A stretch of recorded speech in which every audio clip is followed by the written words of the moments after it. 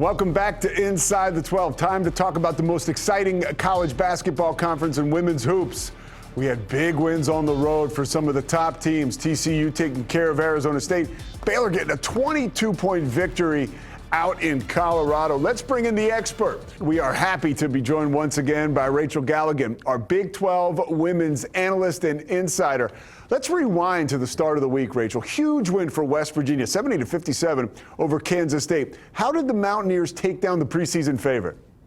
Well, there's a reason why West Virginia is 9th in the country in scoring defense. They were able to hold Kansas State 24 points below their average, forced a season high 21 turnovers, and West Virginia had 27 points off those turnovers. The backcourt duo of J.J. Quinterly and Jordan Harrison combined for 44 points.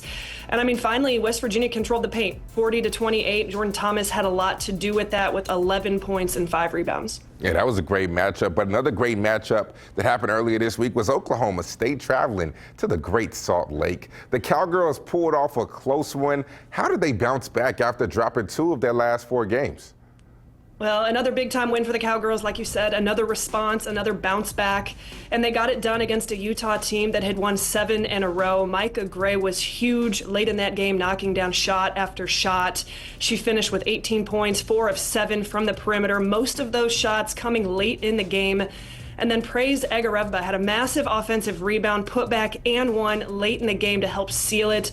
And that was maybe the most glaring stat, was Oklahoma State's dominance on the glass, out-rebounding Utah 47-31 with 18 second-chance points. Yeah, the physicality, one of the things that jumped out at me watching the game, too. There are 3 games left in the regular season for each team. Where do you see the Big 12 race going down the stretch?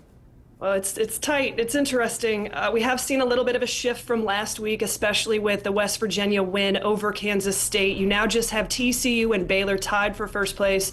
It's important to note those two are going to play one another in the final game of the regular season on March 2nd. Kansas State sits at 12-3, 1 game behind, and we have a 3-way tie of Oklahoma State, West Virginia, and Utah locked up at 11-4. So like you said, 3 games left, and a lot can still happen because all those top teams are going to play one another. Okay, before we let you go, what are some of the games you are looking forward to this week? Well, how much time do I have?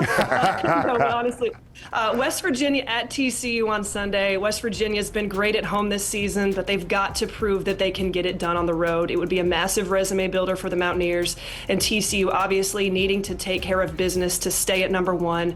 And then Baylor at Kansas State on Monday. Manhattan is a tough place to play. Baylor's now won 7 in a row, and they've been good on the road, but obviously both teams very much trying to keep their conference championship hopes alive.